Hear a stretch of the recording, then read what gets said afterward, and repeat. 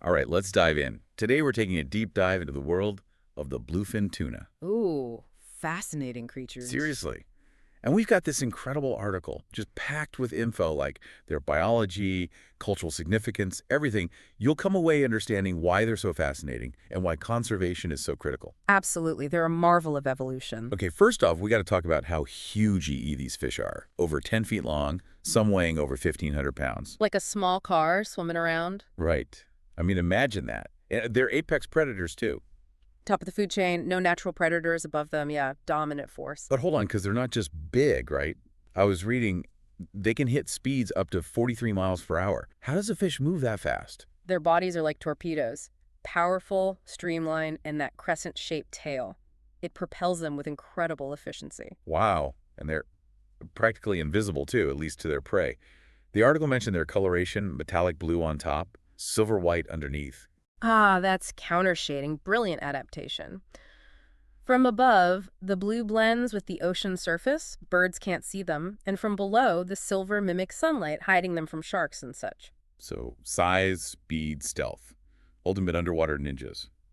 I also read they're found all over Atlantic and Pacific. Yeah, but it's not just one massive population, distinct species in each ocean. Oh, interesting. So Atlantic bluefin in the Mediterranean, Western, and Eastern Atlantic. And Pacific bluefin off the coasts of Japan, California, Mexico. Gotcha. Different oceans, different species, but united by their, well, wanderlust, their migrations, thousands of miles across oceans. That just blows my mind. It is remarkable. Think about Atlantic bluefin traveling from the Gulf of Mexico to the Mediterranean just to breed. It's like an underwater road trip, but how they navigate. We use GPS. What about them? They've got a whole suite of tools, sensing ocean currents, Earth's magnetic field, even the stars, like ancient mariners. Incredible. Shows how connected everything is in the ocean, right? Absolutely. These fish traveling vast distances, linking ecosystems across entire basins. Speaking of incredible, gotta mention the warm-blooded thing. Ah, yes. Blew my mind. Always Yeah. thought fish were cold-blooded. Well, bluefin tuna are special.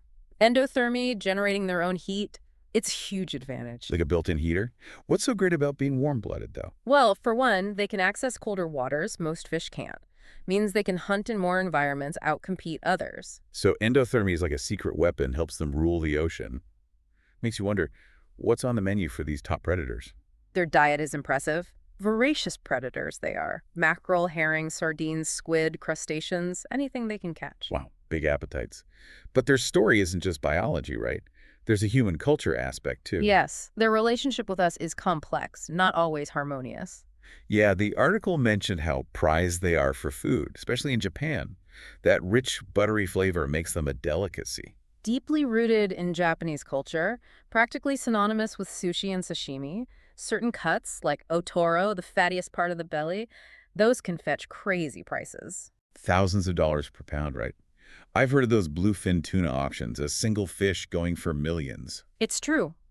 But that intense demand, driven by culture and cuisine, well, it's contributed to a serious problem. Overfishing. We have to talk about that. Yes, sadly, that's the darker side of the bluefin tuna story. The conservation challenges they face are real. It's a shame such magnificent creatures facing threats because of us. What's the situation looking like for bluefin tuna populations right now? Cause for concern, definitely. This article cites some alarming stats. Populations have really taken a nosedive in recent decades. Due to overfishing, I'm guessing. Sadly, yes, but it's not hopeless. There are organizations out there fighting for them. That's good to hear. Who's doing the heavy lifting? Well, one major player is ICTAT, the International Commission for the Conservation of Atlantic Tunas. ICCAT. Okay. So they're like the global referee for bluefin fishing in the Atlantic. That's a good way to put it. They set catch limits, those are called quotas, monitor fishing activities, enforce regulations. Trying to prevent overfishing. Sounds like a huge job, especially since these fish cross international borders. Oh, it's complex, no doubt. And enforcement isn't always easy. Illegal fishing's still a big threat. All right, it's a reminder that protecting them isn't a solo mission. Needs global cooperation, commitment to sustainability, And then there's climate change on top of everything. Yeah, adds another layer of complexity, that's for sure. Rising ocean temperatures, changing currents could disrupt their migrations, affect their food sources. Domino effect, one change impacting the whole ecosystem. Exactly. It all comes back to that interconnectedness, why we need a holistic approach. Protecting bluefin isn't just about them, it's about the whole ocean, which affects us all. We are all connected to the ocean, whether we realize it or not. But let's not get too lost in the doom and gloom. I want to circle back to what makes them so special, beyond the economics. Right. This article talked about their cultural significance, especially in Japan. Oh, absolutely. In Japan, bluefin tuna isn't just food, it's a symbol. Prosperity, abundance, deeply woven into their history, culture, traditions. I can picture the care, the artistry, preparing bluefin for sushi or sashimi. It's an experience, a connection to centuries of tradition. And it's not just Japan. Think about the Mediterranean. Right. Bluefin fishing there, it's a way of life. Generations passed down, shaping communities. It's protecting a part of human heritage, a connection to the ocean that shaped us. So much more than just a species. Yeah, it's a powerful reminder that what we do has ripple effects, impacts the environment, but also the cultural legacies we inherit, pass on. Makes you think. It brings up a crucial question, probably on everyone's mind right now. Yeah, what can we do? What role can we play in supporting sustainable fishing, ensuring the future of the bluefin? Exactly, because sometimes it feels like our individual actions are just a drop in the ocean, so to speak. I understand that feeling. It's a big problem. But they can add up, those little drops. You're right. We just need to know where to start. Okay, so where do we start? Well, I think one of the most powerful things is becoming conscious consumers. Ah, you mean like being mindful of the seafood we're buying, making sure it's sustainable. Exactly. Look for certifications like the Marine Stewardship Council label, that little blue fish. Oh yeah, I've seen that. Means it was caught sustainably, right? That's it. Less impact on the environment. So look for it at the store, or when you're at a restaurant, ask them where their tuna's from. Don't be shy to ask questions. Good point. The more we demand sustainable seafood, the more the market will listen. We've got power in our wallets. Voting with our dollars makes sense. But beyond what we buy, what about supporting those bigger conservation efforts? Absolutely. Those organizations we talked about, ICCAT, NGOs, they're doing vital work. Supporting them through donations, volunteering, even just spreading the word, it all helps. So our time, our money, or even just our voices amplifying the message. Right. Every bit counts. And you know, there are everyday things too. Might seem small, but they add up. Like what? Reducing our carbon footprint, for one.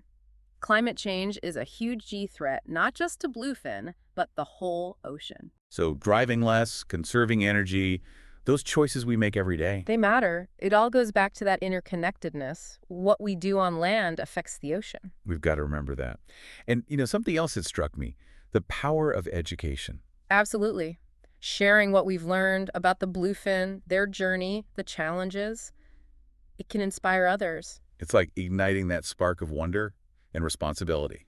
I like that. The bluefin story isn't over. We're still writing it, and we all have a role to play. Their fate, the ocean's fate, it's in our hands. Let's use what we've learned. Become advocates, make good choices, inspire others. Let's protect these amazing creatures. Well said. Thanks for joining us on this deep dive into the world of the bluefin tuna.